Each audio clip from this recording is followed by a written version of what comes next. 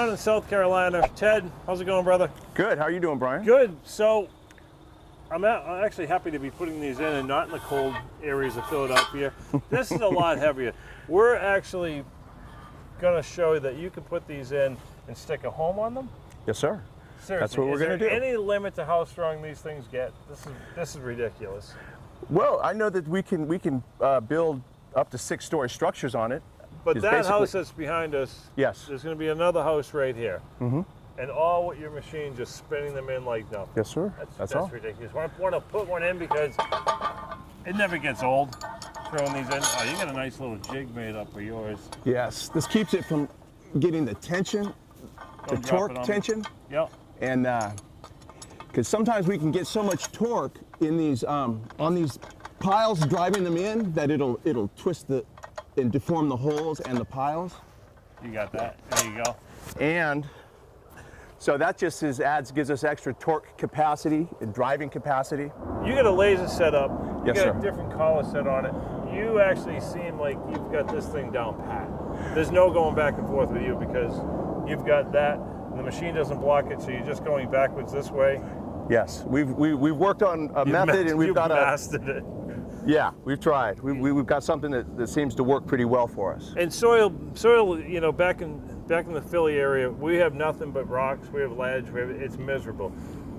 You've got a water problem here, but that's still not a problem, right? As far as your lift and your code and all that, water doesn't matter. These are sufficient to go through the water table. All we're worried about is how much torque we reach. Right. The galvanizing and the metal are impervious to the water table. So what's the next step? Fire the machine up, drill this thing in. Right. Well, we're going to do a little layout work. What we're going to do is we're going to get a line on here. Yeah. Over our pin. Yeah. So one set of eyes can see it one direction, one see it in another direction.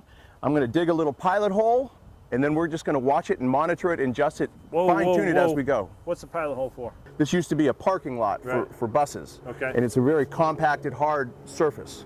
So we're just, right. So when my 45 here hits, you don't want it walking all over the place. exactly. And that helic will want to pull it around too. Okay, cool.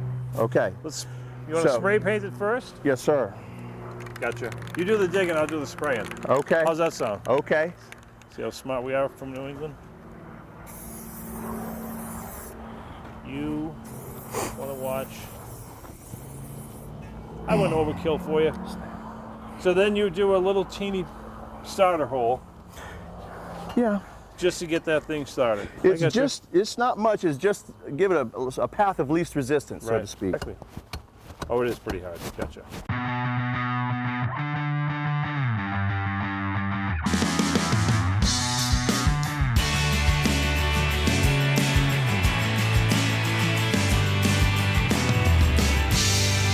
Good.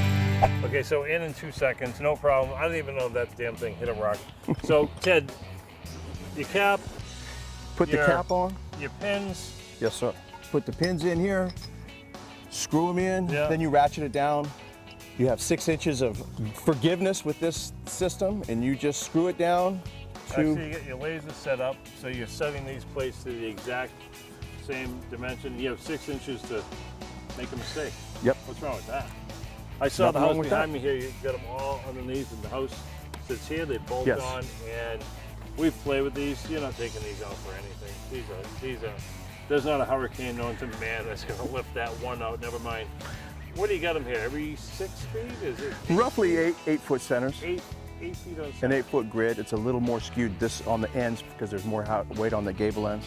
Putting in a fence, putting up a house, putting up a 3-story home, 6-story building, whatever. Goliath, that thing. Yes, sir. Yeah, it's good stuff. It'll work. Ted, thanks. Thank for you. the demonstration. And now I know exactly what to do with these when we go home. You're going to put the sonotube guy out of business. That's what's We going to hope so. happen here. We're trying to. Yeah, he's gonna be pissed off at you. All right, buddy. Thank you. We'll Thank see you. Take See care. you. Coming up next, we were heading down here to take some nice shots by the ocean and some wrecks from Hugo left behind. We tripped across a guy, Brent, who's got a company called GSB Construction, and he's got a smoking home right in the ocean. We stopped. We now have another best friend, and we're going to take a quick look inside his home, and he has invited us back. So we're not done this winter just yet. Hey, I'm Brian Gurry. We're down here with Fine and Small Homes in Charleston, South Carolina. Just need a break from that Philly winter is all we really needed. They build a structurally sound home that you have never seen. It costs probably almost 40% less than conventional building. It's 10 times stronger. It will withstand another Hugo, which sooner or later is going to happen. So let's tour the factory and see what this little secret structural home's all about.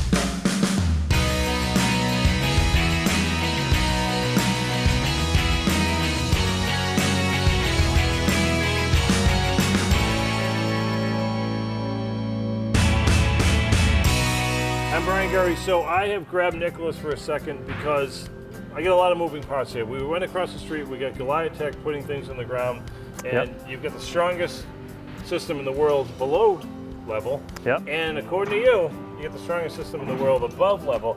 I know how it works and what they sit on, but this erector set is really cool. And I don't want to say the wrong thing. It's not prefab, it's not modular, because right away people are turned off, and that's not what this is all about, right? Right. So what do you say to people? Normally what we say to people is that we're building the future, and that's the future of residential home building. We've decided to take all the errors and inefficiencies out of home building and really bring a lot of the state-of-the-art technology that you would normally see in auto manufacturing and applying that to home building. So every car that comes off the line is made perfectly because they've done it so many times. So every home that you pull off the line is going to come just like that big Ford F-250. That's right. Same damn thing.